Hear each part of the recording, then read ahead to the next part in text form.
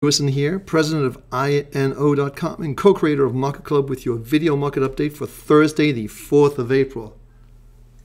Facebook is coming out with a smartphone. Give me a break. It was a year ago, Mark Zuckerberg just said, we would never get into this market. It's too small a market. It'll never make a difference. And is Facebook becoming irrelevant? We'll be looking at that market today in detail and showing you just exactly what we think is going to happen there. Also, we're looking at two other markets as well.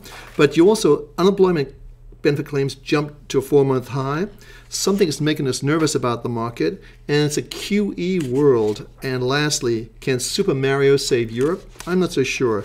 We'll also be looking at potential chaos ahead. So let's get started right to our portfolio. Looking at the S&P 500, now yesterday the S&P 500 had a big down day. And you can see that we basically hit a 3-day trade triangle right there on the daily. Bingo, that was there. But the key level to watch today in my mind is 1547. That's where the parabolic comes in. And you can see it right here. But a couple of things that are happening that I think you really want to pay attention to. And here they are. One is you've turned down in this. First of all, you have a divergence right here. And the next one is you have a divergence on the Williams percent R down here too. So this is making new highs here, but the momentum is not working for the market. So you've turned down here, you got divergence here, you got the parabolic here at 1547. We're currently trading at 1557, so 10 more points in the S&P, and bingo, we'll see some more pressure. I think we could come down quite easily to the 1520, even the 1500 level before we see much of support coming in. This market is very nervous. It's been on basically a sugar high for quite some time. And I think that's basically from the beginning of the year right here all the way up. It's been a sugar high. So let's see how that plays out for the rest of the day. But it does not look that great to me. And yesterday was the biggest down move we've seen in quite some time since we saw this move back here. And I think that's the key to look at. So let's clear the screen. Go to our next market. Next market is going to be the euro. Now the euro had a little pop when Mario Draghi came in, but the euro is just a question of it just evaporating. It's not going to go anywhere. You've got some very key support levels in this market right around these levels. We talked about this before. The 127 level is a key level. I think that's going to be the first area of support. But this market is just not looking that great, in my opinion. And I think anytime you see a pop in the market on the upside, it seems to be a selling opportunity as opposed to a reversal. And let me just clear the screen for a second. Just put our other tools on here. Let's just take this off and just leave the monthly on. And you can see the monthly kicked in right here at 128.77. It's 128.73 now. So if you wanted to get in, this would maybe a good time to get in. But generally speaking, we're negative on this market. So moving on to our next market. This is the Dow, which is being really the power horse of the market. Now, look at how close this is to the. Let's close this in a little bit further so we can get a closer picture. But you can see it's very close to the parabolic, 14,525, 14,525. It's 14,565. So 40 more points down in the Dow would really begin to accelerate. I mean, look at how smooth this whole thing has been. It's been like just a very simple, just very simple. It seems like we need a shakeout, and we could be seeing that we've turned down in the MACD. We've got a negative divergence right here on the Williams percent R. This also has been on a sugar high, and I think that's the key to remember. And I think we are getting some problems coming into the markets, and I think it could be the emperor has no clothes, and I think that's where we may be heading right now. So let's go to our next market. This is gold. Remember, gold has been under a tremendous pressure for the last 2 days. And remember, we have been staunchly negative on this market. Remember, we talked about this long-term 1672. It's 1547 now. Got over $130 profit in this position. It's been negative, and it hasn't improved. Now, we've just taken out these previous lows that were seen in about the middle of February, around the 20th of February. And this looks like, let's take it out a little further, let's say 5 years.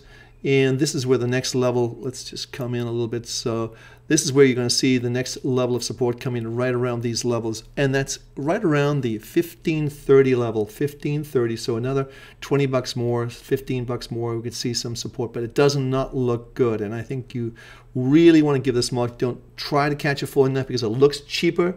Well, it's looked cheap all the way down, and everyone who's bought this has a loss on their positions right now if they bought it anywhere from August of last year. So think about that for a moment. So let's go to our next market. This is the NASDAQ. The NASDAQ, as you may remember, we have not been positive on this market, and that's already below the parabolic. Remember what we said? We said be long the S&P, short the NASDAQ. It's working out very, very well and continues to work out well. You've got a plus 55, meaning it's a trading range, but certainly below the parabolic indicates further weakness. We could see this market going down to the 3,150 level with not too much of a sweat. So let's watch that market very carefully. Very nervous markets right now. Now this is Facebook. Facebook is coming out with a phone. Now, I'm going to put our trade triangles in here, and you can see we had a trade triangle right here at 25.15. It's 26.64. This turned the long-term trend, in our opinion, to the downside. Okay? Now, the key thing here to watch, in my opinion, is going to be, I'm going to draw a trend line right here. Just using this tool, this trend line tool. I'm going to draw from this level here just across like this. That's 25 is a big, big level for this market. Now, should we fail, and I don't think this Facebook phone is going to be successful. I can't imagine what will make it successful, but we'll see. But if we were to trade around here and then suddenly break below this level right here, I think that would be extremely negative, and you'd see a lot of people jumping out of this market. Facebook is not what it once was. You've got a lot of competition now. The young kids want to be on Twitter, instant messaging and so forth. They do not want to be on this sort of slow, old idea. They still have a lot of people, but how often do those people actually use Facebook? That's the question. And they're moving into mobile because that's where everyone's moving right now. So let's go to our next market. This is crude oil. Crude oil's had a big, big, big drop. Now, it's still technically in a trend that's going up, but we've seen a big pullback, and we're back now down to support. Now, whether we can hold here remains to be seen, but these last couple of days have been pretty telling. Now, remember, our daily got out at 95.92, indicating you should just be out of the market. So right around these levels right here, let me just draw that in for you. This is our exit point this day right here, and I think that's the thing to remember on this market. That was our exit point, 95.92. So it's in a trading range. Give it some room. Don't try to buy it right now. Let's see how this plans out. But it's just come down an awful long way, and I think we should be coming into some support right around these levels. It's further than I expected, but hey, that's what the markets do sometimes. So you've got to be prepared to have those stops in at all times and have contingency plans. Very important. This is the dollar Japanese yen. We've been bullish on this. Remember, our long term is positive. It has been positive. The short term just kicked in, the very short term, and we like this. We like the fact it's oversold here. They're coming on with a program, a QE program for Japan. It's $70 trillion a year. They want to move their inflation rate up to 2%. This is going to take this market up to the 100 level. And has it been there before? Let's take a look. Yes, it has. And you can see it's been as high as 120. So I think we could see Japan is going to knock their currency down against the dollar because they want to sell more cars to the U.S. It's just that simple. And to do that, they have to have a cheaper currency, and they're going to push that for all it's worth. So let's see how that plays out. Let's look at the next market we're looking at is Red Hat. Red Hat gave a sell signal today. Not a good sign for this stock.